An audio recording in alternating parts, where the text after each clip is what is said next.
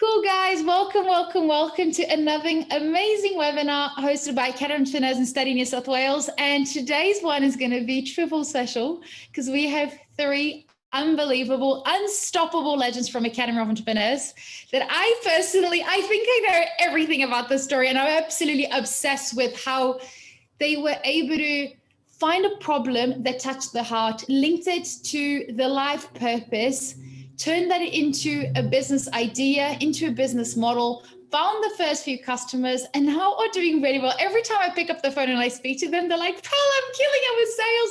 Got this new product, this new client. So you guys will be learning from true fighters. And I think that's what we need to do every day in life is give our best, do what we love and give our best and never give up.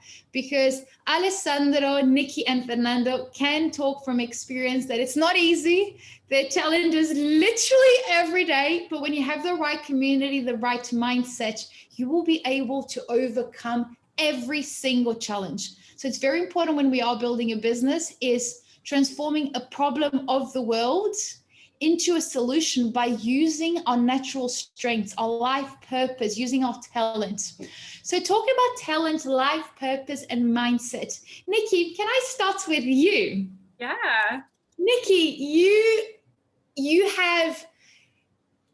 you've got all these unique little touch points and like steps around your life that I think you've always had it within you that you wanted to help others, right? That's why you initially started and you studied nutrition. Yeah.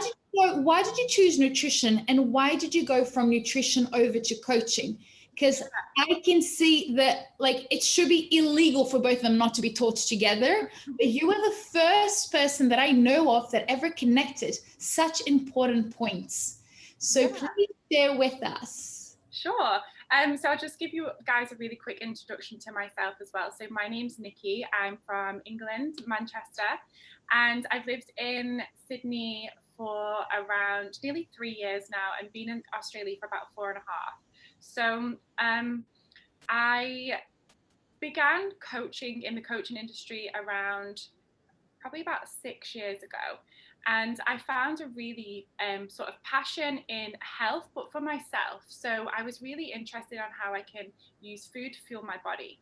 And as I kind of went into that world and started to educate myself, I was like, okay, so I really want to share this information because this is really simple. I feel like as humans, we try and overcomplicate everything. And, you know, we yo-yo diet and we form really bad relationships with food, and we can get into some really bad habits all in the sort of pursuit for health, right? So I was learning some really simple things, and I was like, okay, so this is really easy for me to coach on. So I studied more and became a coach in the nutrition space.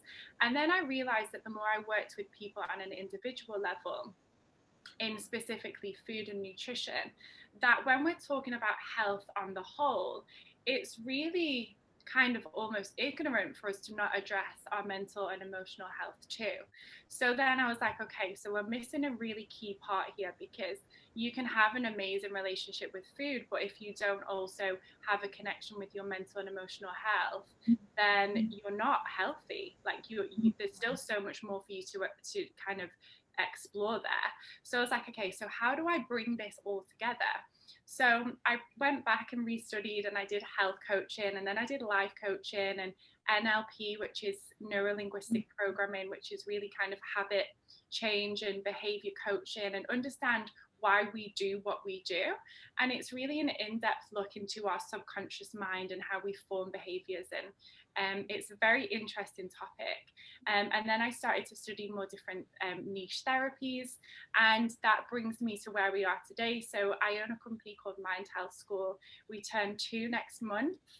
And we have multiple different products and services all online, where we coach individuals and teams, and we work on a global level. So we have clients in Australia, in the US, the UK, Dubai, and Canada at the moment. So it's a very interesting space. I get to work with lots of different types of people.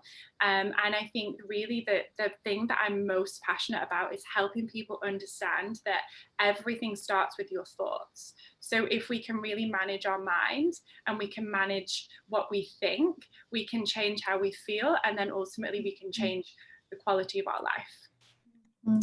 And I love what you were saying, because right at the beginning you were saying like it was just common sense. And I think the easiest way for you to succeed as an entrepreneur is whatever you think it's common sense, I can guarantee you that that's not common sense and that's your superpower. And that's where you should start your business. So if you spend understanding food and your body and how by knowing your brain and your relationship with food, you're going to master your brain and your relationship with food and your health. And she's like, you can call Nikki and talk to her about this for 10 hours and she will just talk and talk and she will educate you nonstop for 10 hours. So she's calling it common sense, but it's common sense to her because it's what she's passionate about and she's become an expert. And she's become an expert because she's put over 10,000 hours of studies, probably 100,000 hours of studies. So for those of you guys that are starting a business, think about the common sense. What is the common sense in what you do? I really struggled with at first. It's funny that you mentioned that, Paula, because I actually forgot about that. That was something that I really struggled with because I felt when I came into this world, I was like, I don't know anything that you guys don't know. And it was only when I was working with people, I was like, oh, wait, people don't know this information. So you're so right with that, that when you become so interested in a topic and you throw yourself into it, it often does feel like everybody else knows it as well. Yeah. And that's where we all need, that's all we all need to do. So I think most of us connected today are international students and we come from another country, which means that we can see the world through different perspectives, different angles. And that's another superpower. And what is it that you have in your country that you miss right now? And who else misses that? And how can you fill in the gap by offering this as a product or a service? Like Fernando will talk about his business. His business is literally making people feel good with the product that they miss from back home in Argentina. So how can you do that? Alessandro, again, he will talk to you about potatoes being common sense. Every time you're with Alessandro, he's going to talk to you about potatoes. And if you ask him anything, he'll be like, but isn't it common sense that we eat potatoes and gnocchi and this? And you go like, no, but anything that is common sense. Like the other day, we did a masterclass with Alessandro where he taught everybody how to make gnocchi. And he was telling you, but gnocchi, doesn't everybody know how to make gnocchi? And I'm like, no, it's not superpower. Nikki's superpower making you feel good. It's making your brain work in a more positive way to achieve all of its results. Alessandro's superpower is giving you this unforgettable experience with the best gnocchi in the world. And Fernando's superpower is communicating with suppliers over in Argentina to be the best products for the less community. Anything to reconnect with home, right, Fernando? And this is why your business has been so successful, right, Fernando? Who doesn't love getting a product from back home and just enjoying it with friends and enjoying with friends from the same nationality, but also enjoying with friends that are around the community that you want them to know about your culture. Fernando, how did you start your business? Hi to everyone. Very nice to have you here sharing our stories. First, I would like to introduce myself. I am Fernando Sarrabayrouse, and I am trying to be an entrepreneur here in Australia. I come from Argentina. I arrived here to Australia like almost 2 years ago. After how it started? Well, it started like I can say like 10 years ago. I used to work in the corporate in different positions in sales and marketing, and I was feeling like myself. It wasn't fulfilling to me the job. I was doing it, and I was having promotions, and as you are in the corporate world and you are having promotions, is over and over. It's always more difficult to leave it because you are having more incentives. But something inside me wasn't fulfilling. So, and I realized that I wanted to be my own manager. I want to manage my time, and also I want to run my own business. It was something that I like feeling. So after having a talk with Paula, I wanted to study something just to push me to have the dareness of doing what I know I can do it. So I speak to Paula, and I was happy to join the Academy of Entrepreneurs, and I decided to come here to Australia and run my own business. And then what was your experience? So when you arrived, you weren't an entrepreneur when you arrived. What were the first steps that you took when you arrived? What was your first job? And what was the moment that you just go, enough of having a job, I'm going to be my own boss?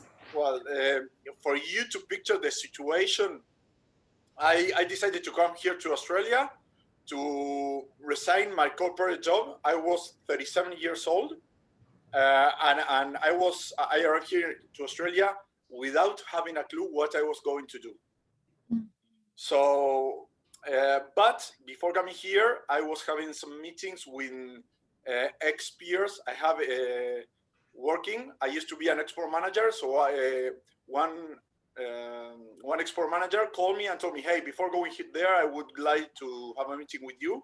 So we met, and he offered me, hey, can you develop my business in the Asia Pacific region? There's a big opportunity, and I would like you to find me a distributor there. Mm-hmm. So after 3 months here, I go back to him. I call him and I told him, hey, I really find that here's an opportunity, but I need you to believe in myself, to have confidence in me. I want to be your distributor here. So, well, after that point, he told me, you have my 100% my support, and I started like importing his goods.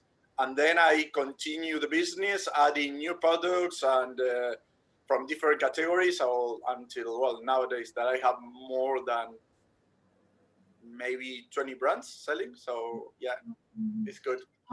And can you talk to us about the steps? So between this connection of yours, so first, guys, my first recommendation from like experience that we can learn from Fernando's journey is and the opportunities started showing up. And then when he saw the right moment, he spoke again to those connections to get us started.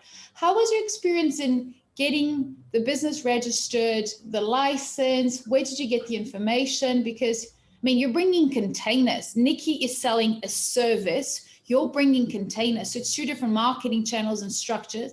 And yours has a bigger risk because you could have had stock being stuck and customers are not go through, or big fees. So what were the steps from speaking, signing the agreement, payment negotiation of deposit, getting the license for trading, dealing with customs when English is not your first language, finding the storage, finding your first supermarket to resell? Can you share with us those points? Because I can see, I don't know who it is, but someone called Spark Imports.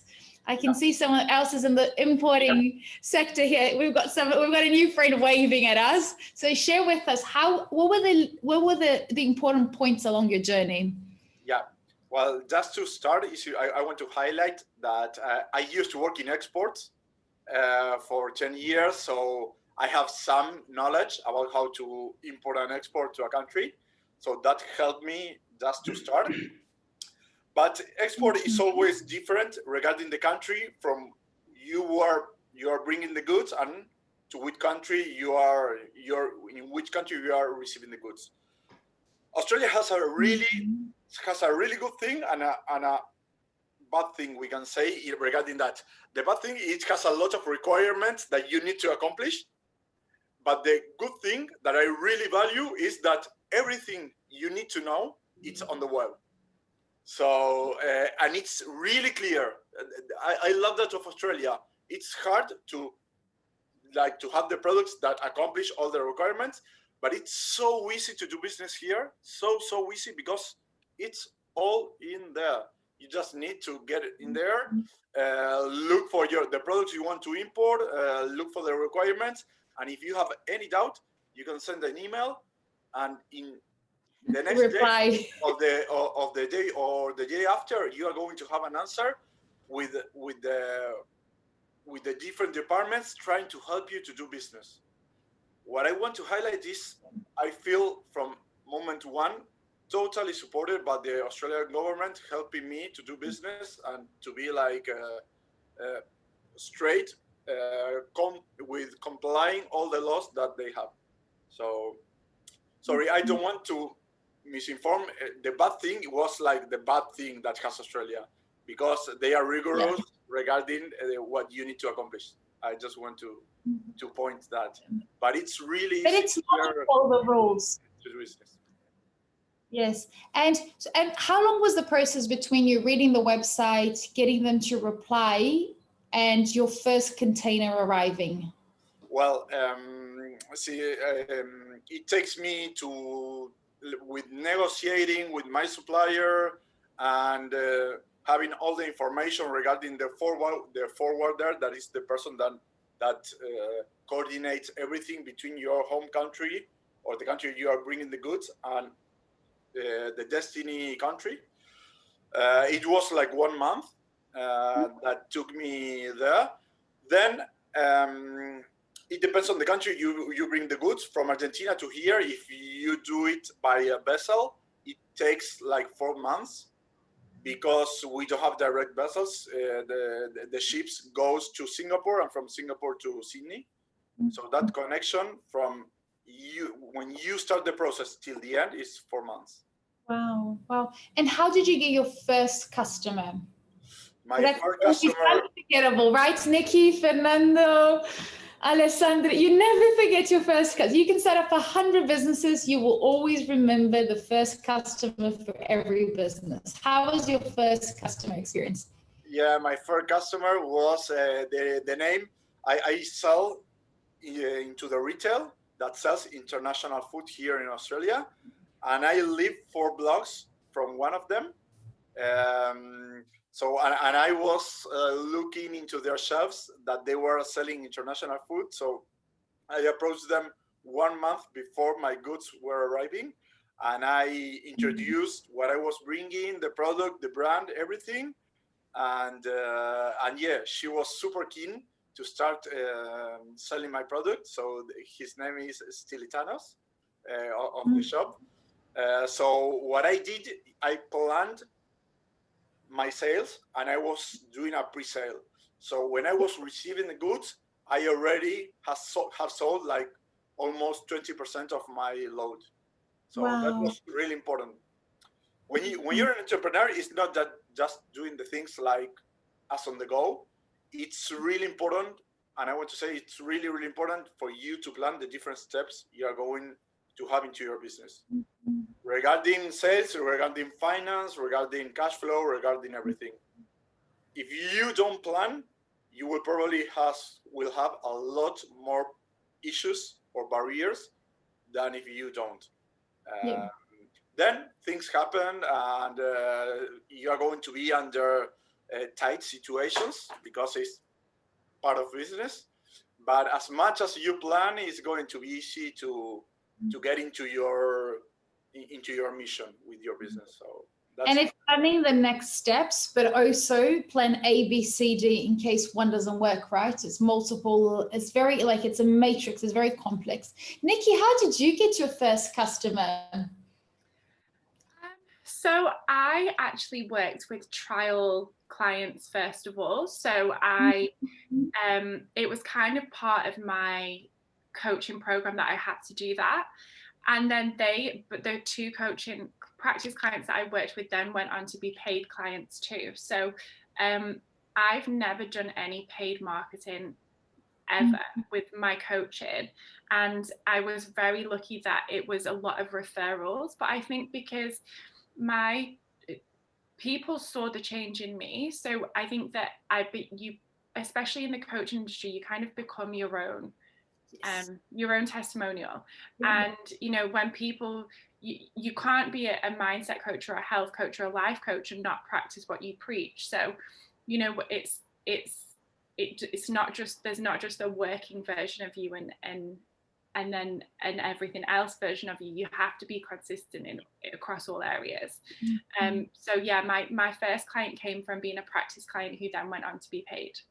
And you have to live and breathe your brand every day, right, Nikki? It's on your personal Instagram, with your friends. Like, even when you jump on an Uber to get to a meeting, you still, if someone asks you what you do, your eyes need to shine from what you do. You need to talk about it with love and passion and experience and confidence, but you need to speak from the heart. And this is why it's so important for you to build a business using your strength and something that you truly, really care about and believe that your product is the best. And yes, there will be lots of competitors, but if you're doing your best, you are the best in that moment, and there will be customers ready to buy from you always. But I love that's worth noting as well, because I think you said this to me at one stage, Paula. I can't remember exactly what your words were, but it's that, there's a chance that when you start a new product or you launch a new business, that there's already someone doing that. But it doesn't matter, because first of all, like specifically with what I'm doing and what Fernando's doing, and even Alessandro, it doesn't matter if there's more people doing it, because there's room for everyone. Like everyone at some stage will need support with their mental and emotional health. Everyone eats gnocchi. Everyone, drinks beverages. So there's room for multiple people. You don't have to be like dominating the space. You just have to be very good at what you do, and understand your market and understand who you're targeting. And if you can do that really well, your competitors are irrelevant. Mm-hmm. And you've done it really well at a global level, Nikki, because you've partnered with similar coaches. I've seen that on your Instagram. Yeah. And that just shows how there's enough market. And I've got multiple coaches, and I have coaches, and every time I get a new coach, my coaches don't get threatened because I continue with the previous coaches, and I've got other coaches working on different areas, because different coaches will help you with different parts of your life. Like if you're going through a divorce, you will use a different coach to when you're working on your mental health and your productivity. With Nikki, that is different to when you're going through, I don't know, too much anxiety, and you might need like medical support, and you need to speak to a doctor, right? So there's different people with different products and services for different stages of our lives. Yeah. Ale, what problem in the world are you solving with your business? How did you start? Good evening, hello, to everybody. my fellow entrepreneurs. How is everyone? How did I started? I actually planned a lot of time that it was just I think I took like a 3-month before my market, but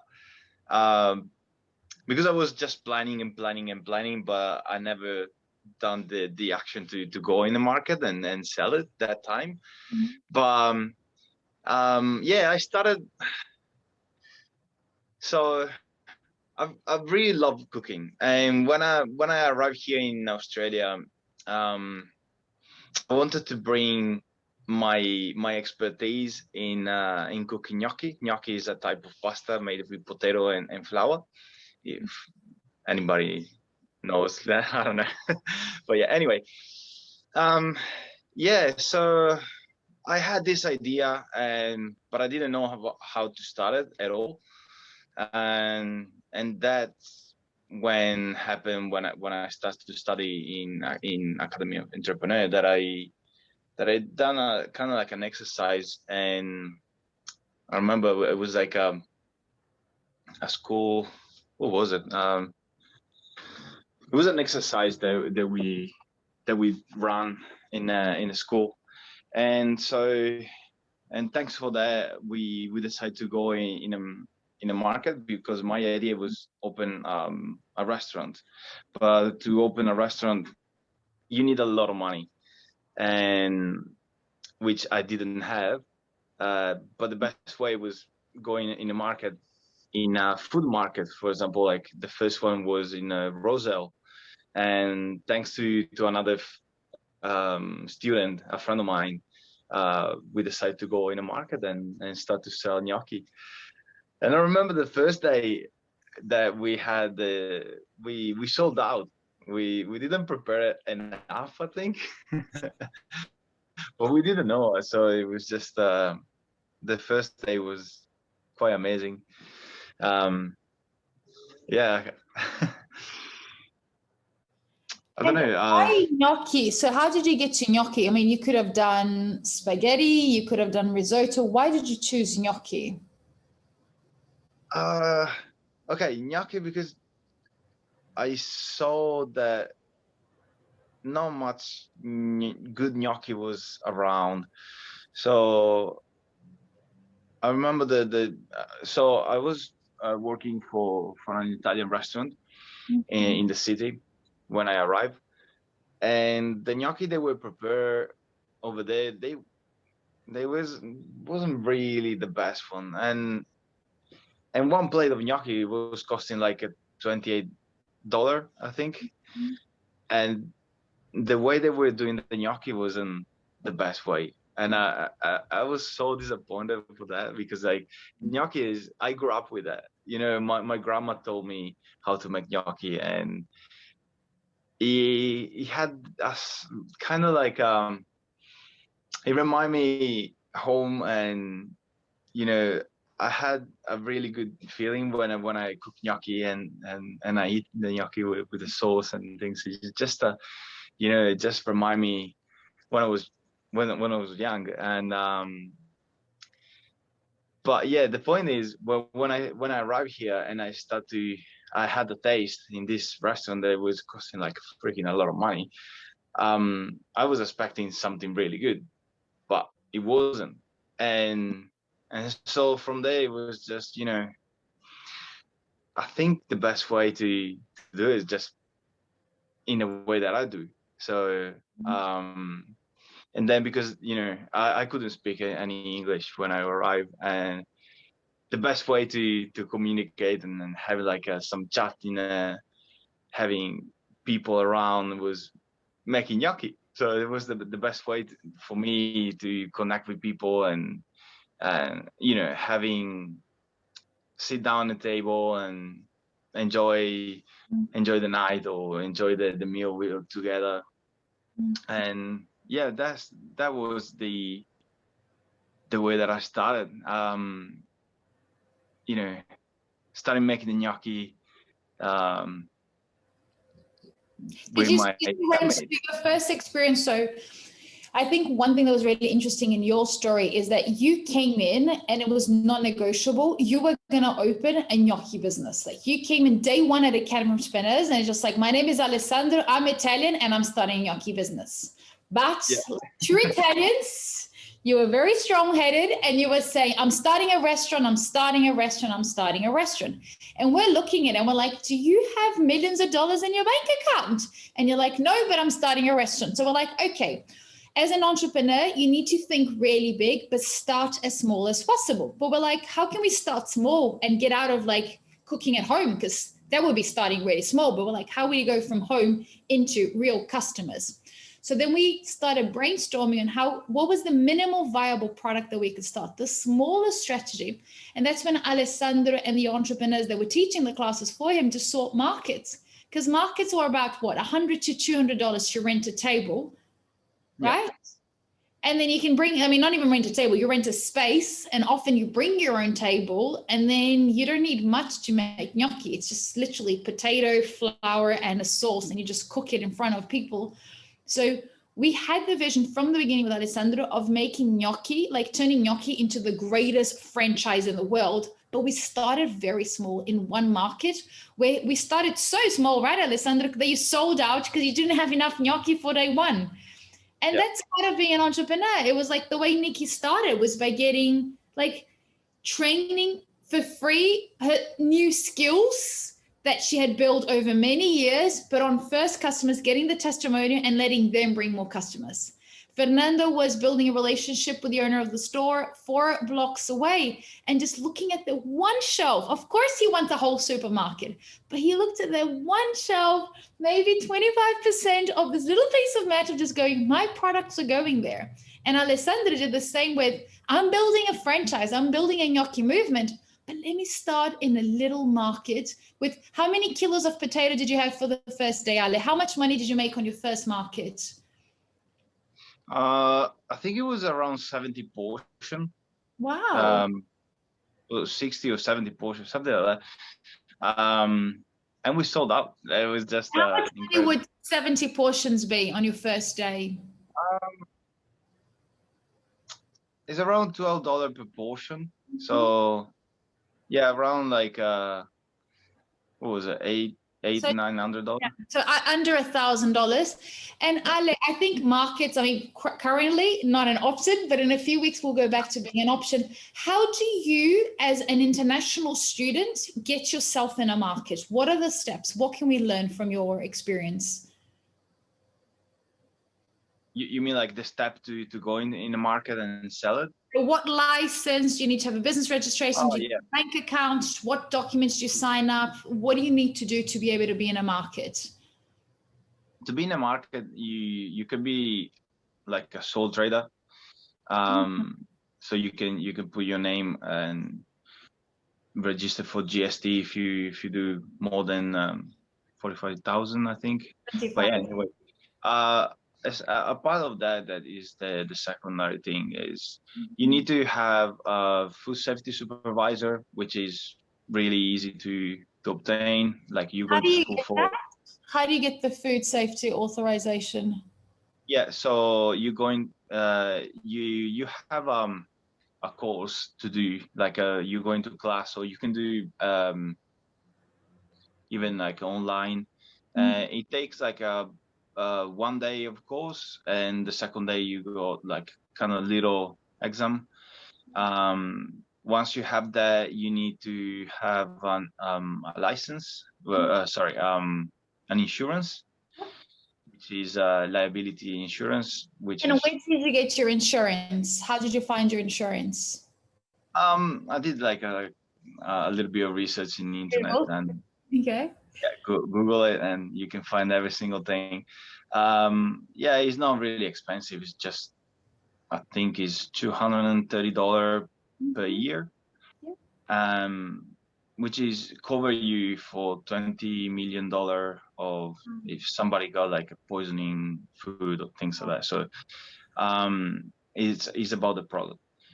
Once you have that, you can find the organizer of each food market or any event that is going around, and that is the fun part. You need to research and talking, like send emails and doing that, things like that. And once you find the people that are organizing the market, you can ask for a place. You book the place. You pay like around, if it's just a normal market, it's around 150 to 250 per 1 day. And you go there, you set your marquee with a table with every single thing that you need to cook and serve the food. And that's it. And pretty easy. In your first market that you sold out? If I did what? Sorry. Did you have a profit in your first day at the market? Oh, profit. Yeah. Oh, yeah. I had that time. I didn't exactly know how much that I did, but I'm pretty sure that I made a profit. Yeah. Because I remember that I ran cost of goods and how much it was per plate and things. So I worked it out that time. That was like 3 years ago, probably. So I can't really remember very well. But yeah, it was such a fun day. Easier, yeah. Setting up a bit, and that's the beauty of Australia. Anyone, like what country can you on a student visa set up a business? And to be honest, Alessandro could be making $100 or $1 million a year, and he's allowed to on a student visa. So that's, I think, to the point that the Australian government has invited you three to come in and share your story, because they want more students to be legends that are unstoppable, always progressing and always servicing society. And I think part of the journey of being an entrepreneur is making mistakes, because you learn, but it's about failing forward and baby steps. So you don't have to jump a massive step to be able to progress in your business. It's little steps so that if you make a mistake, you haven't fallen, you've just gone forward a tiny bit. And it's all worth it, but we can learn from them. Nikki, how has been your experience? If you could go back to day one, and I know that the three of you are very positive and very grateful for everything, but if you could go back to day one of when you started your business 2 years ago in Australia, what advice would you tell that Nikki? And it's not about not being grateful for the mistakes, because the mistakes make us who we are, but what advice would you give yourself? Like it could be a mindset or a business strategy or having a coach, or like Fernando was talking about, the steps, the planning. what advice, and it's not about you making it different because you are successful, but it's about what advice would you give yourself? Like maybe sleep more, or what would you tell that Nikki 2 years ago? It's a good question.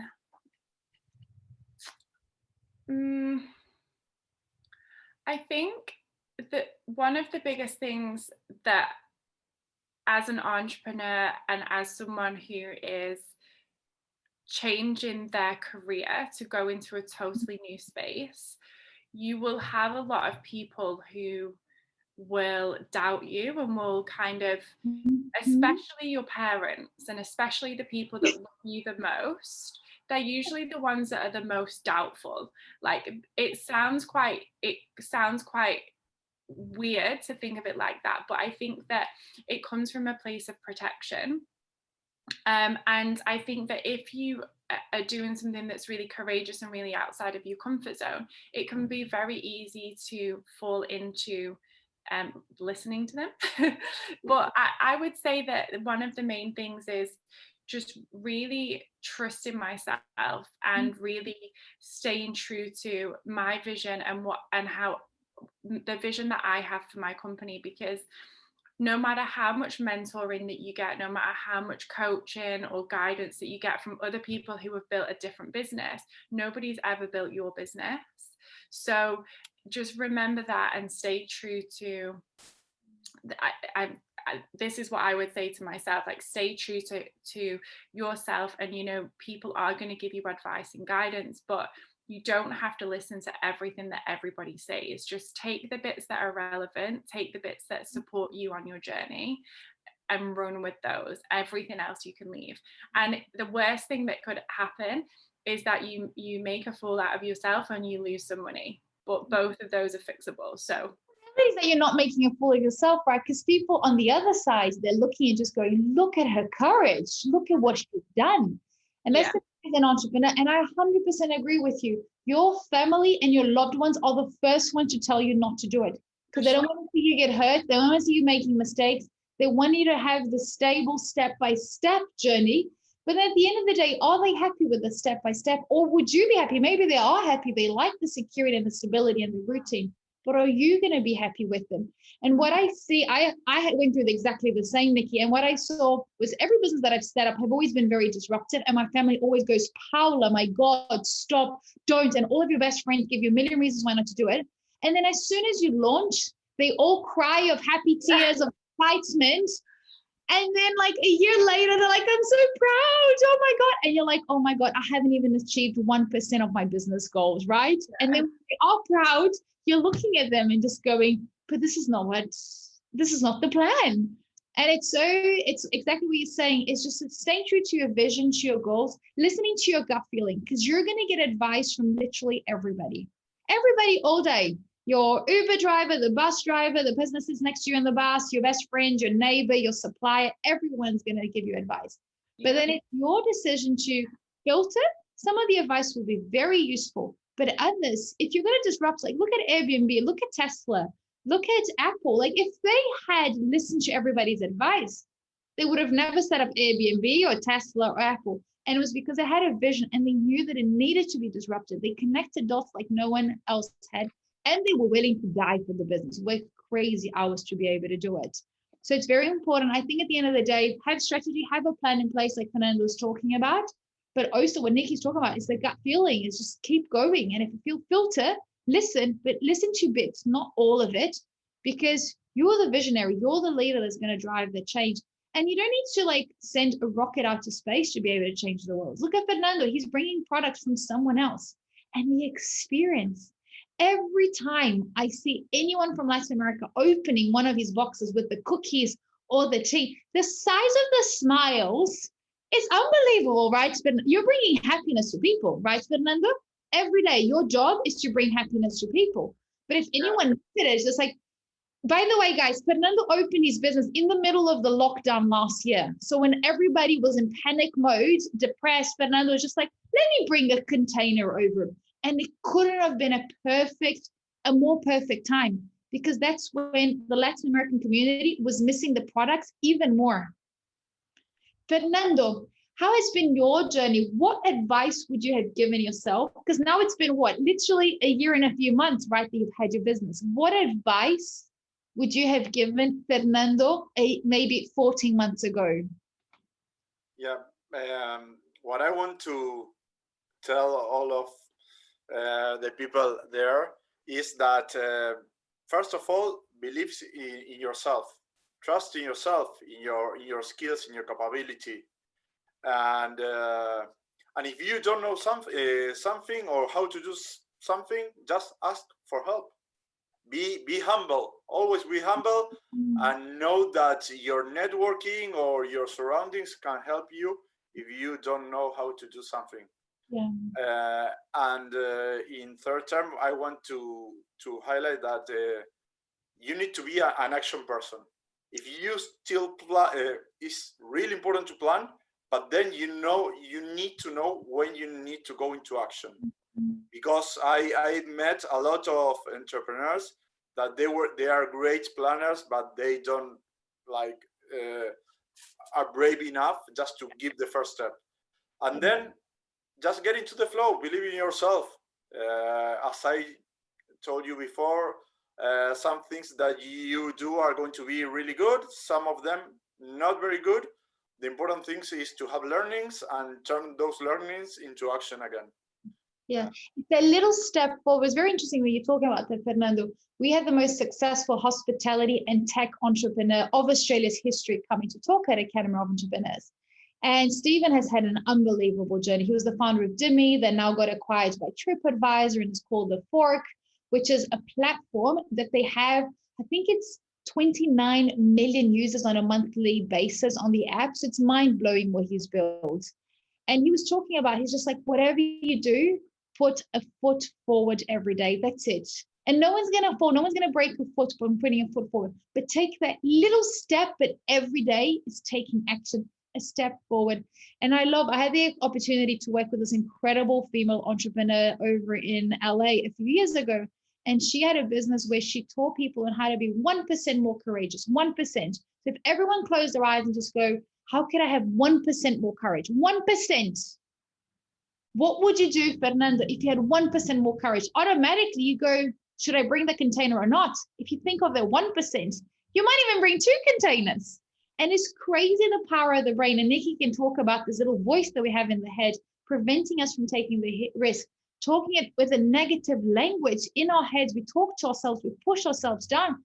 But the reality is that if we were 1% more courageous every day and took one little step, guys, and that one step could be like one email or one follow-up call for a sale that hasn't converted. It's that little step every day that will take you forward, literally every day. Thanks, Fernando. You didn't give us 1 tip, you gave us 3. I love it. Ale, what would you do different if you went back to day 1, so 3.5 years ago, of Lucky Gnocchi? What would you do differently? Yeah, the main thing that I would say of myself is just do it, just go in the market and do it. And because planning is really good, as Fernando said before, like planning is very important. But what I missed that time, it was actually no, I missed, like I was stuck in just preparation, just thinking about, like I didn't have, not the courage, because I wanted to do it, but I didn't know what to do. And what it was missing is it was asking for help.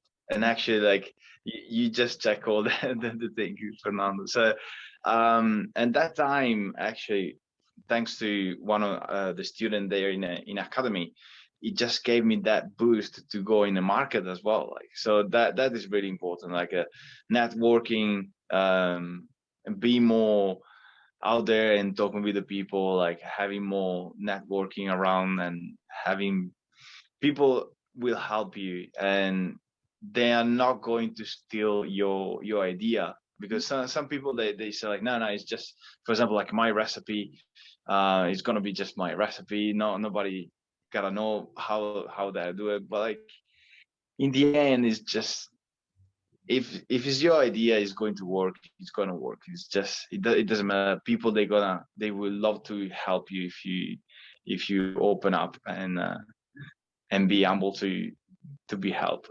So yeah, I'm agree with Fernando, like, in this point. And it's interesting what you're saying. Like, I've seen so many people get stuck on designing a logo for like 6 months. I'm like, get a piece of paper, scribble it. No one cares about your logo. A lot of people don't share the business idea because what Ale was saying, people are going to steal. No one's going to steal. And even if they steal, if you have the greatest gnocchi recipe, if you have the best tea or the best coaching services, like, you're just going to stand out, and you're going to stand out because of your confidence, your passion, your service towards society. So there will always be room for everybody, but you need to take that step forward and don't let anything, like, they always say that if you, by the time you launch your product is too perfect, you're too late, absolutely too late in the competition, and you're going to fail. So you always need to take that step forward and launch everything before it's ready, because then your customers can give you feedback. And the reality is that every entrepreneur makes mistakes every day. We all make mistakes, literally every. And if there was a prize, I always say, if there was a prize for the person that's made the most amount of awards, I would 100% win it. And when I say this to my very successful entrepreneur friends, they fight with me and they said that they would win it. And between entrepreneurs, that's what we do. We support each other. I could be locked into like a 4-bedroom house with Alessandro, Fernando, and Nikki, and we're going to talk about business the whole day.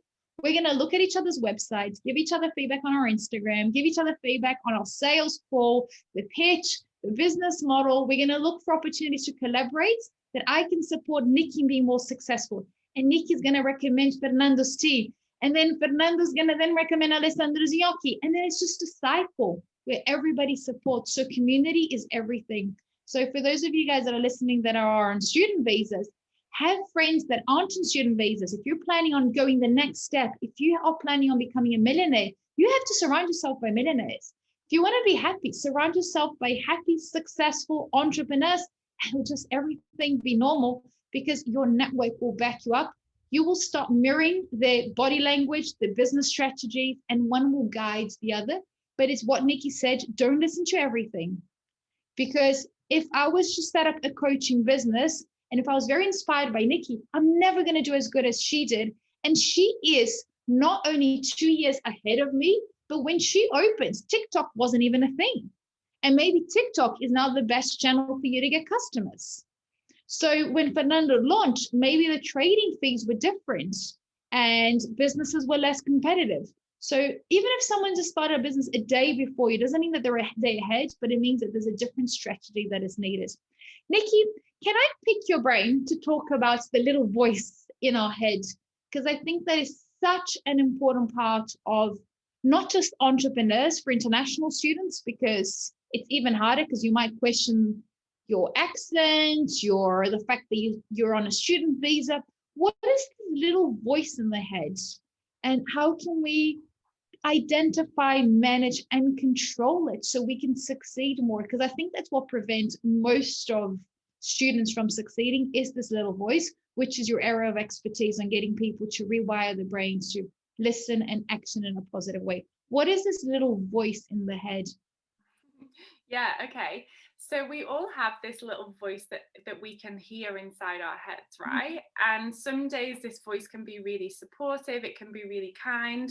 Very often it can be really unsupportive. It can say some really critical things, and we can fill ourselves with a lot of self-doubt. So for example, in the topic of conversation around business and pushing yourself out of your comfort zone, this little voice can quite often tell you that's a really scary place to be. What if you fail? What if everybody laughs at you? What if this is the wrong choice? And it's those thoughts and that little voice that we hear that really holds us back from taking action. And quite often it's not life-threatening. It's not something that's going to put us in danger, but the results of us not taking action because of what this little voice has told us can really change the course of your life. So it can stop you from making decisions that are really going to benefit you, because the little voice, this is the main thing that you need to remember. The little voice wants to keep you safe. It wants to keep you within your comfort zone. So when you're in your comfort zone, you're not in danger, you're protected, you're safe. But very often, the thing that you're trying to do doesn't necessarily put you in danger, but your brain just recognizes that. So the little voice, I call it the critter brain. So the critter voice that you can hear, it doesn't like anything new. It doesn't like change. So it will just try and keep you in that little box that you're in. So if when we're talking about mind management and we're talking about trying to take control of that little voice and pushing through it, it's really just knowing that this voice isn't real. It's not a true reflection of who you are. It's not a representation of your abilities or what you're capable of. And it literally is just a thought. So if you can just acknowledge those thoughts for what they are, and really just try to remind yourself that that's all it is, it's just a voice, and push through and take action anyway, then what happens every time you do that is your comfort zone begins to grow and grow and grow. So then the voice won't tell you that often, the more times you do that, it won't keep reminding you, this is dangerous, go back to safety. Instead, the voice will begin to sound a little bit different. So you might hear things like, oh, well, you overcame this obstacle last week, there's no reason why you can't do it this week. Because now your brain is familiar with change and overcoming challenges. So then that becomes the norm to you. So I think in business, you have to make decisions all the time that can be scary. And you don't know if they're going to work or if they're not going to work.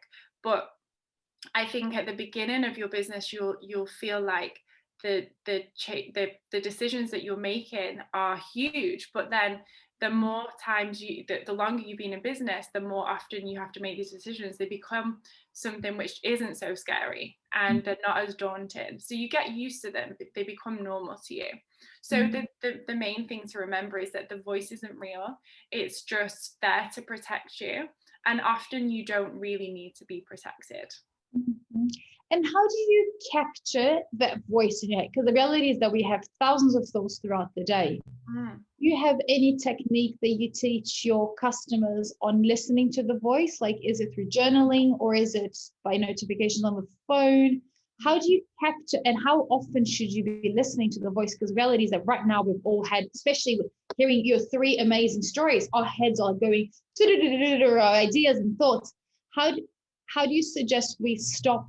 How many times a day, and what activities can we use to listen to those thoughts and then make the right decision towards going, I acknowledge, but I don't want to hear this voice. I am going to do this because I'm ready to take the next step. Yeah, the main thing that I would just say is super, super simple. Question absolutely everything. So if we can start to question our thoughts. So for example, if you have a belief that starting a business is scary, well, where does that belief come from? Why do you believe that? What can you do to challenge that belief? Starting a business is really exciting. So if you can question your beliefs and question your thoughts, the more times you can do that, the more you're going to start to expand that comfort zone and expand what you believe and what you think. So the first thing that's really easy is to just question it in your mind as and when they come up. The other thing is that I would pay really close attention to how it makes you feel. So our thoughts and our emotions are really tightly interlinked. So if there's something that you're experiencing that has a really strong emotion attached to it, you might be able to grab a pen and piece of paper or a notebook and really just journal down the thoughts that you have along with the feeling. So maybe the emotion might be anxiety. So when I think about taking action, I feel anxious. So if you just journal, ask yourself really specific questions like, okay, so why is this anxiety present? What can I do to channel this anxiety to make me feel a little bit lighter, or maybe to acknowledge this anxiety? And work your way through it like that. So we can really, journaling is like your own little therapy session with yourself. And you can learn a lot about your programming and about your thoughts and your mindset through using journaling as a tool. And Nikki, what services does your business offer? So you're talking that you service customers, companies, organizations, groups. So what are the products that your business offers? So we do one-to-one coaching programs.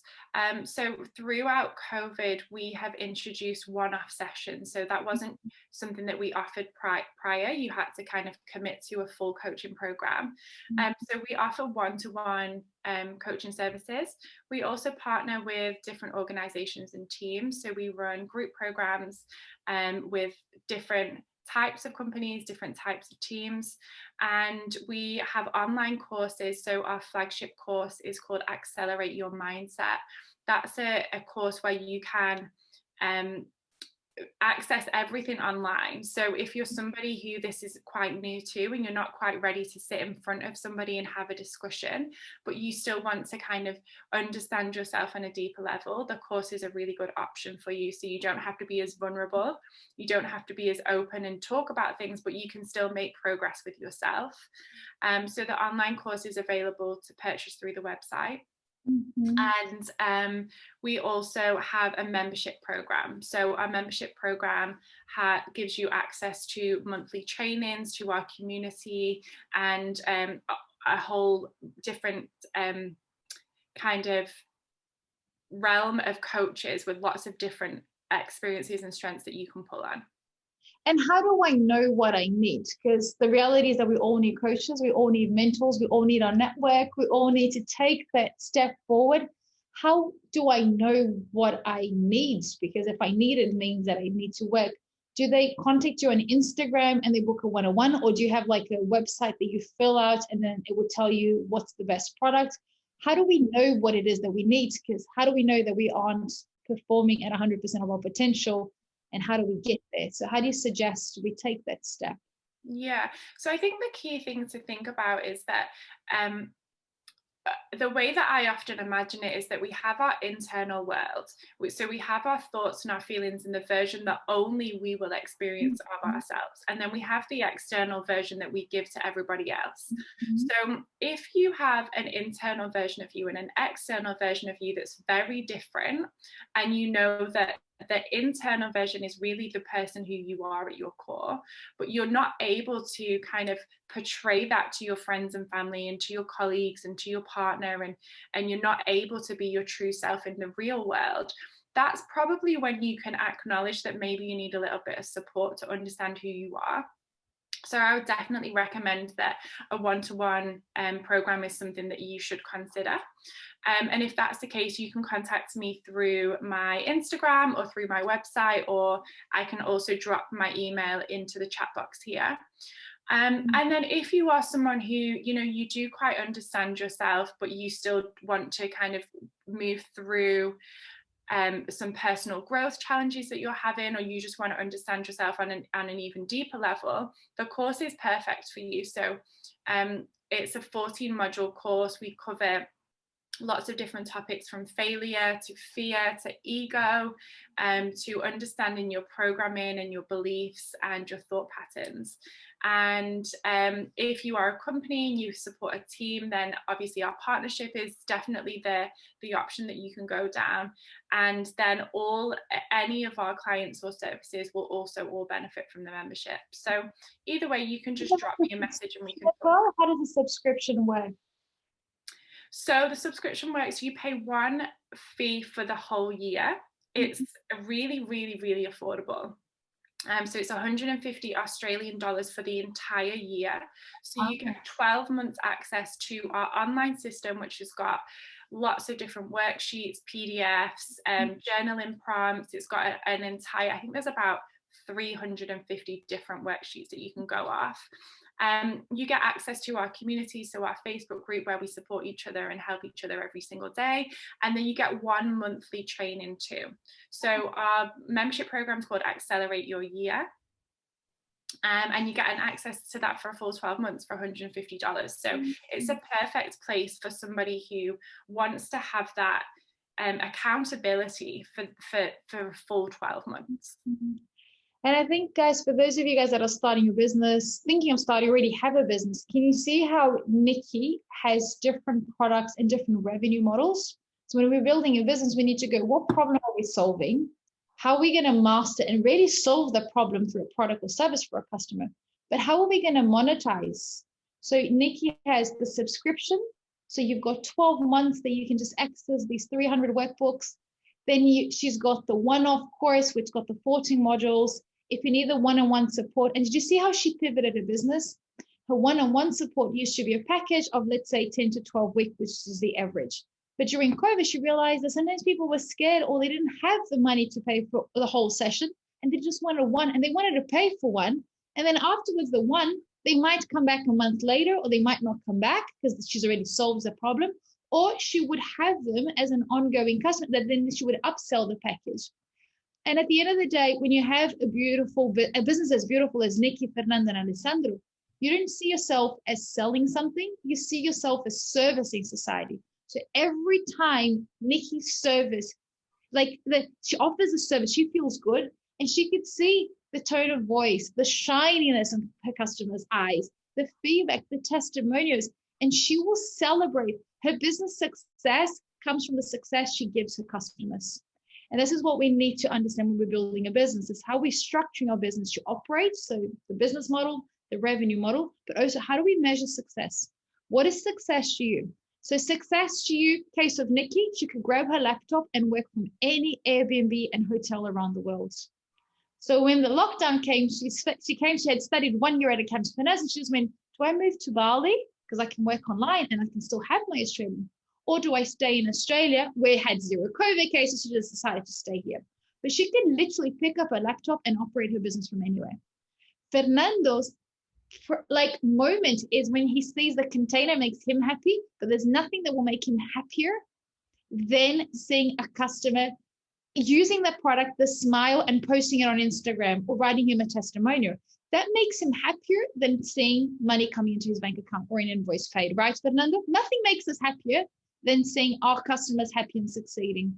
And this is what you need to do, is build a business that offers a solution with multiple revenue. So a way, Fernando, to make money, if I was from Argentina, give me a box every week or every month that arrives in my house, a surprise box with surprise products from Argentina.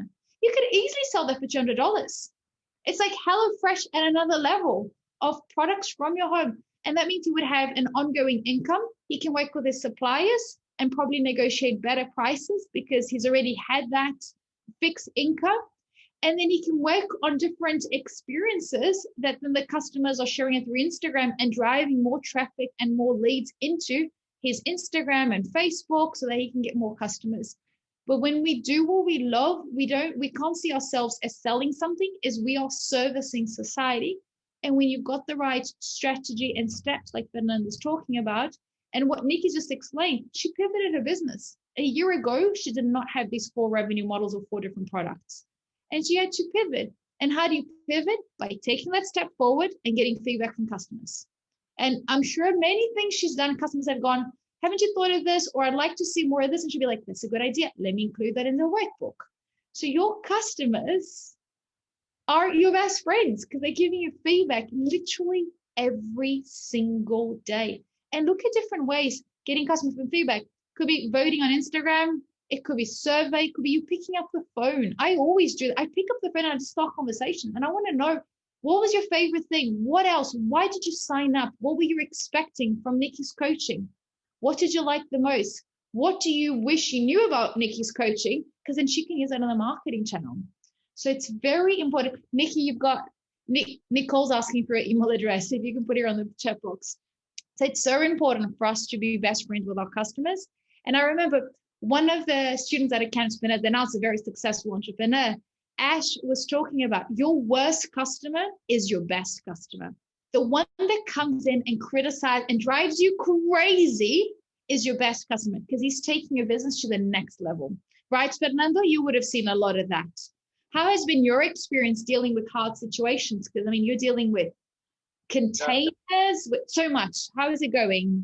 Yeah, well, as I told the people before, I started with only one product. And then after speaking with customers, they were telling me, hey, I received a customer that was looking for this brand and this product. And they started like planting the seed on me. And I was starting thinking, hey, this is not only about yerba mate, this is a bigger business. Yeah. And at that moment, I started doing more research in other customers. and I decided that I was going to bring more stuff, and you know, and as far as you start offering more products, people come and continue sharing with you what they need. So workshop attend చేస్తాను కదమ్మా మా sorry. Okay. And yeah. So here what is really important is to listen to your customers and to their needs. Yeah. And as you said before, the best customer is the customer that it's angry, or that it's that makes you think about how you can improve your service in this case, right? Or even the customer that forces you to have a system in place.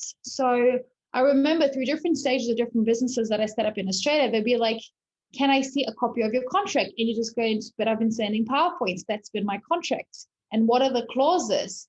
And then, can I have an extension? Do you have a payment plan? And you're like, how do I embed a payment plan into my payment system? And then you realize you need a new payment. Do you take money from overseas? You're like, okay, where do I get the SWIFT code? And how can I save that? It's all these little steps. I remember we worked on a project the other day because we opened a couple of new locations, and they're like, where's the public liability? And we had it, but we hadn't attached it to the contract. And it was just one more page that we just literally dragged an extra page. But it was one more question that nobody was going to ask us, and it can speed up the process. If you have an issue, we have had so many things where people just go, but we're just like, it's stated in the contract. It's all there and it's clear. So it's not you changing your mind. So when the customer comes and says, but I didn't know this, they just go, but you signed off on it. That fee, that maybe that 1% surcharge on the credit card, you had the option of paying a deposit or paying with a credit card. That 1% surcharge is in your contract. So it's very important to be very honest with your customers, very transparent. And when you make a mistake, fix it, apologize straight away, and thank them. And then a lot of customers, I've seen that when you make a mistake, you fix it, but then maybe you've already fixed it in a way that they're not going to be your customer anymore because their journey has finished. But if you go back to them to say, thank you, because of that feedback you gave me, this is what we've done now. It's unbelievable how you turn tragic into magic. And then the customer that had complaints then becomes loyal and refers their friends and family to you. It's unbelievable, the power of listening to customers. Because if someone's taking the time to talk to you, it's because they want you to succeed. Even if they're complaining, it's because they want you to succeed. So always use all of these opportunities to get better every day. Fernando, what advice? So what would you do? So what would you do differently from now onwards in your business? Because now you're in the fast growth. So now let's look into the future. What are your plans? So you started, do you have the mate that you can show? Because I can see a lot of the names here. We've got a lot of names from the Middle East and Asia. So I'm guessing people are going, what is Fernando selling? Do you have the product? I show you. Hold on a sec. Cool. Yeah. So, sorry. Here I am. So we have a gourd and we have a straw with a strainer here. So and here I have leaves. This is yerba mate leaves, right? I open the package, I pour some leaves inside here, and we put the straw in the gourd with the leaves. Yeah. And then we start drinking as a tea. We start pouring hot water inside here, and we drink like this, the tea. Yeah. It's a traditional way that we have it from South America, this way of drinking the tea.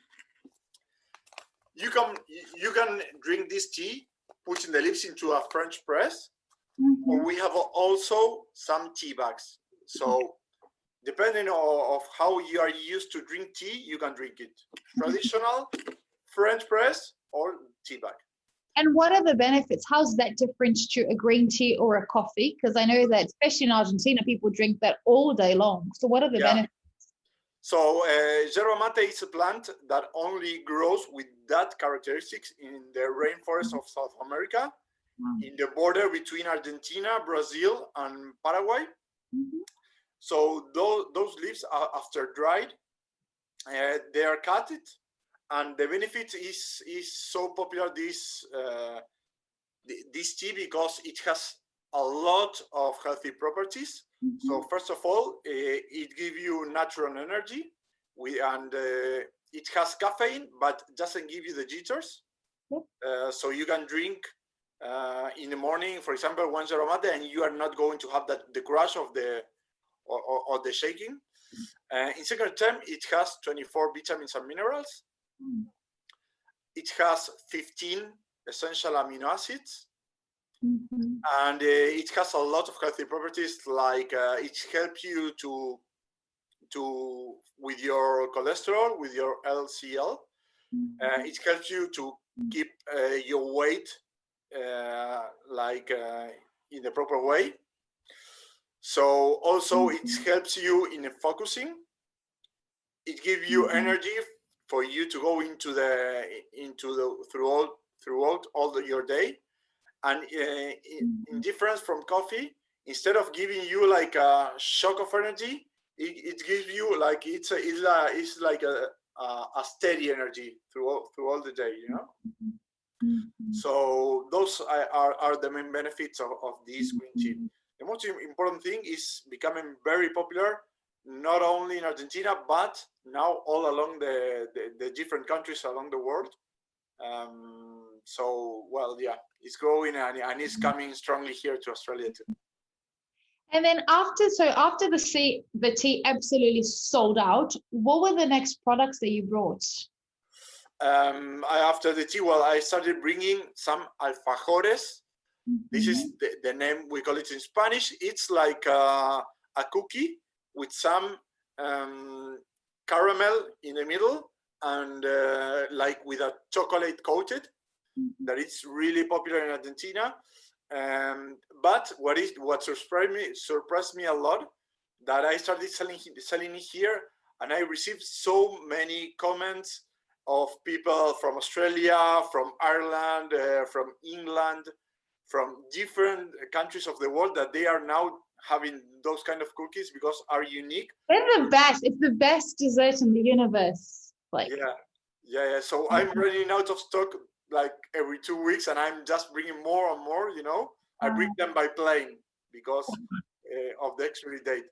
So yeah. It's really a good problem I'm having this moment. And how are you selling at the moment, considering that most shops are closed and due to the lockdown, you can't even browse around?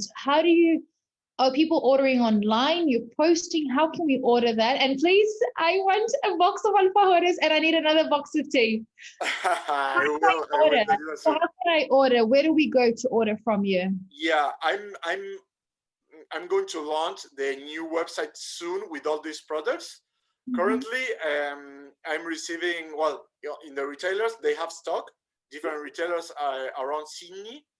And then this is funny, but I receive orders through WhatsApp, and then I send it to different people because as I'm building the website, I'm receiving orders through WhatsApp. I share my number, and it's funny you say that, because I know a lot of businesses that operate 100% on Instagram, and that's what Instagram wants to do. They want for us to no longer go to websites. So I was speaking to our global branding director the other day, and he just went, Paula, we no longer need to build a big website.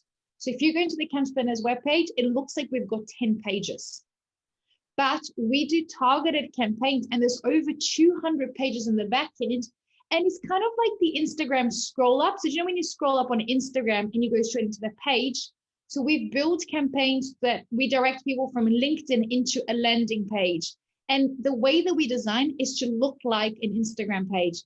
Images and price straight away, and you just straight away order. So what you are doing is actually the future of e-commerce. So websites soon will not exist. Even Nikki's platform, if you look at your platform, Nikki, it looks like an app, right? And it's very mobile and iPad friendly. So that is the future. And this is why we need to adapt our business. So Fernando, obviously, B2B, so business to business, will always give him more money. The profit margin is going to be bigger. But you've got here, I can see Daniela saying that she wants it as well. Everybody wants to try it. So you still need to, because Daniela, Nikki, and I will order online through Instagram, and then we'll realize that our neighbor owns an amazing deli, and then we'll talk about Fernando's service. And then he sells a $1 million container. but don't lose the sale, because you never know what that person owns or who they know. So it's so important, 100%. So Fernando, if you want to put your phone number here, I've already put your Instagram twice. Yeah, I'm reading now. Yeah, and then as soon as your website is ready, we can email it to everybody that's connected with us today. Dear Alessandro, what are your next steps? So you started with the vision of opening a restaurant. Academy of Entrepreneurs pulled you back, helped you go into markets. Then you went into several markets. You made a lot of money, bought a food truck. Then now you are selling and operating inside restaurants. What is next, and why did you change your business name in the last month? Tell us. So, okay. Your worlds. Yeah, it's a great journey here. So I started as the gnocchi way, and I was focused just on market festivals. So with my food truck, I was going in festivals, food stall around Sydney for just food markets. The thing is, with 2020 arrived, and the situation and the COVID, unfortunately, all the markets, the festival just got canceled.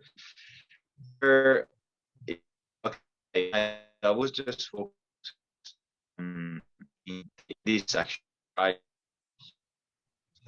We started to work out and brainstorming the best way to get the market.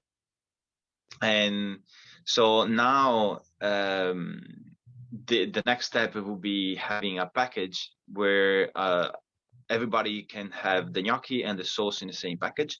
So you can purchase the package, and in just real simple steps, because I made it in a way that it's going to be super simple. You can get the package and heat it up and have the dish ready, basically. So now I'm working on with another business. They do distribution. So just this morning we were talking about the best way to deliver, and some sample as well. So is going forward in the sector as well.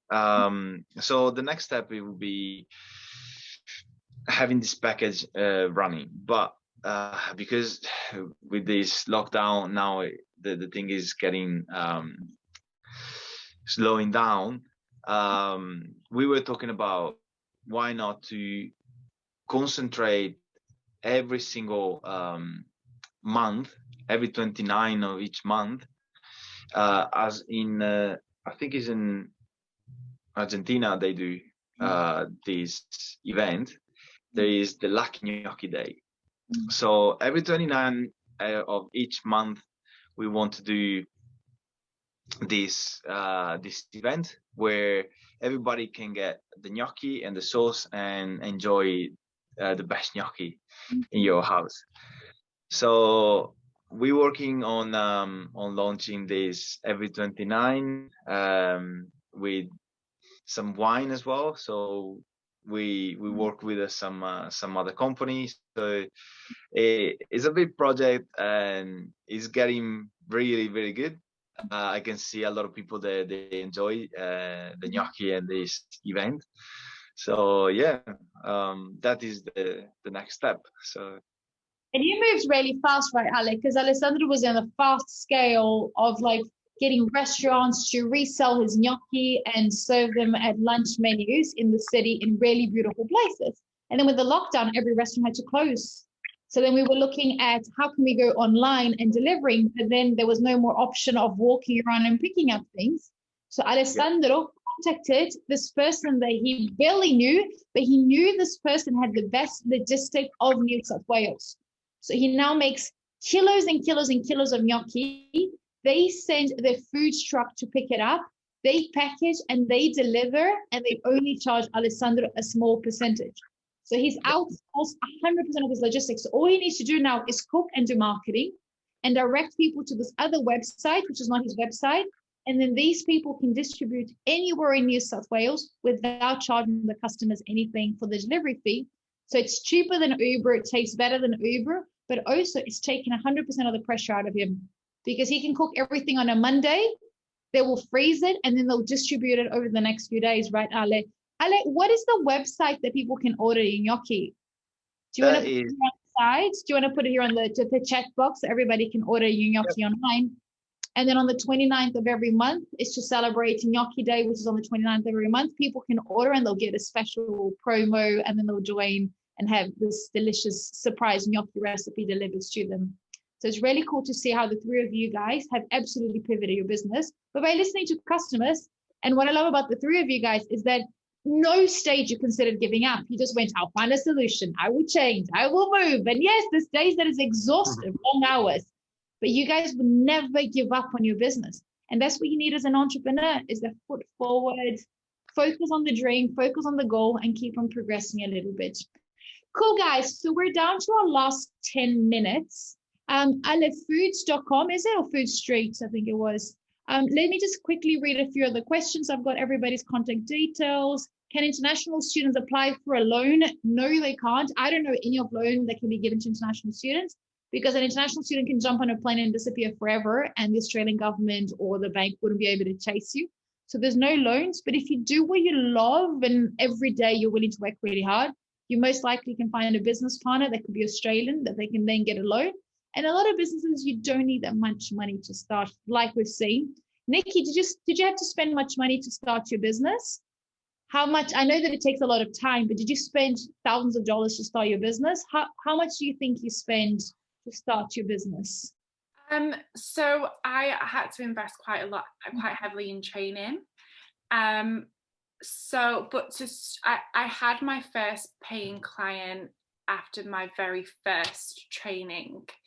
So, that I think that if you don't need to know everything, you just need to know a little bit. So I think that if you're somebody who wants to go into a business where you need to know, you need to learn a new skill, just learn a little bit. What's the best way that you can just invest the amount of money that you can have and then implement and then earn and grow as you earn, essentially. I think the first course that I did, it was maybe around $3,000. And, since then I've invested probably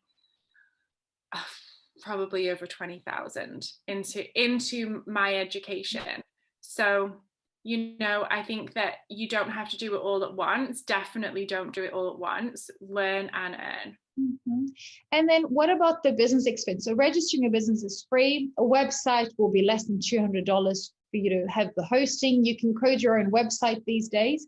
What other expenses did you have? So your online platform for the self-paced, did you have a big fee to pay up front, or do you pay like a 10% on every transaction? What are the fees you have operational wise? So literally just subscriptions. So there's no, if you're working with everything that I do is solely online. So any kind of subscription that you need in terms of like, my online course is hosted on a platform called Thinkific, which is just like Teachable, and very similar platforms. You just pay a one-off monthly fee for that. And then you have little things like Canva. I live in Canva, always in Canva land. Things like Zoom, things like your email marketing campaign software. So these are all just, small subscriptions, but they absolutely do add up. But, just small subscriptions like that, apart from, there's nothing really that I can think of where I had to pay a huge amount up front. I did so much of what I've done so far, like DIY. So much of it, I did it myself and I just watched YouTube videos. And even with Canva, when you start using Canva, it's free. When you start using Zoom, you can have 45 minutes of Zoom for free. When you your website, you can use the free templates from Wix, and all you do is you're paying something like $10 a month for hosting. So you can bootstrap and keep it very low. And then as your business grows, you'll need Zoom to be more than 45 minutes. And that's when you start paying $20 or $30 a month, which is not going to take anyone to bankruptcy if you've got a paying customer. What I love calling, I used to work in the public relations space, and a lot of businesses wanted to do big campaigns, and we used to call them fundraising campaigns. We used to do a big push, and we knew that 100% of the money of that campaign would then work towards us buying, let's say, new furniture for us to uplift this cafe. And then we'd go, okay, then we will do another big campaign on, let's say, Valentine's Day. And we kept all of the money to then redesign the new website. So we used to do like bursts of, we used to call fundraising campaign. And we weren't fundraising because it's never been a non-for-profit. But it's just that focus on how can I convert 3 customers and then will then pay for my rent? How do I convert 10 customers that pay for my Canva and Zoom accounts for the next 12 months? Can I afford to pay for the next 12 months up front to get a 20% discount? Or maybe is it better that I have a little bit more money in my bank account and then I've got the safety of paying little by little, and that gives me cash to order my next set of stock. Like Fernando, in his case, he needs to have bigger quantities. And a lot in the space that Fernando's in, if you like drop shipping or bringing things from Southeast or from China, for example, you can pay small deposits. So at Campsmaners, we recently bought a business where we were bringing products from overseas and they were requiring 20% deposit before, like to set up the machine. And then we increased the amount of products that we were ordering. We ordered 3 times more and we got it down to 10%. So now we pay less than we were before to get 3 times more products. And it's just so amazing. And then what we do is we do a burst of campaign 7 days before the products arrived in Australia. So by the time it arrives, we've already sold out and we use that money to order the next second stock. And we're moving over $1 million a month now by just doing the system, repeating it again and again and again. So there's a lot of like, there's little tricks. It's just number and planning. But if you work out your marketing with your products, like Fernando's done, he sells it a month before it arrives. So by the time it lands, it's already sold and he gets the money and he orders the next container. So it's lots of little tricks and it's really fun. Once you get the number working, it's just incredibly exciting because you just see your business growing and growing and growing. Cool. Yeah. What I want to add, Paula, here is it's important for all the people is just focus on the idea and on the opportunity or the problem that you are going to solve. Then you just need to be creative. If your idea is powerful, then you will sort it out how you manage like the initial funding. Yeah. You focus on the idea. Don't stop by the first barrier that it's going to be the money. Go ahead. In my case, I want to share that when I started with like importing, as I didn't have all the money I needed, I just speak with my supplier and told him, hey, I need you to support me. I will pay you 90 days after I received the goods here. Mm-hmm. And he was okay, you know, so I pay him after having the revenue, after receiving me the money. So it's the way I started. That is just an example. Mm-hmm. But it's important to focus on the idea or the problem that you are going to focus to solve. Amazing. Thanks, guys. Well, we're running out of time. So I think the best thing we can do is add Nikki, Fernando, and Alessandro on Instagram. Everybody, let's support the businesses. If everybody could share the businesses with 5 friends that wants Nikki's coaching services, Alessandro's gnocchi, Fernando's alfajore chocolate cookies or the tea. Let's share these amazing 3 entrepreneurs businesses with the world so they can succeed more and also support each other. And let us know how you guys are going. So if you need any more tips, you can message me personally through Academy Entrepreneurs or through my name here. You can find me on Instagram and on LinkedIn. You can message Nikki, Fernando, and Alessandro for tips on their specific industries. Because one is, and we've done it on purpose, one is trade, one is food, and one is on service. So it's completely different strategies, business models, revenue models. So we hope that this was very helpful for you guys. Thank you, legends, for being here with us. Thank you. Honored to hear your stories and learn from you guys. Thank you for sharing your time and your passion and skills with the world. Love you guys.